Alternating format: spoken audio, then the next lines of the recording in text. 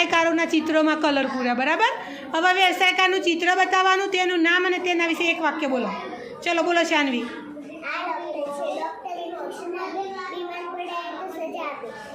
બીમાર પડ્યા તો શું કરે? સજા કરે કે સાજા કરે? સાજા કરે.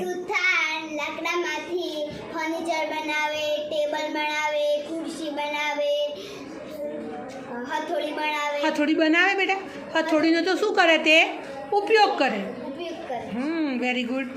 આ નર્સે નર્સંગી મેલે લખી આપે. દવા લખી આપે. શું લખી આપે? દવા. Very good.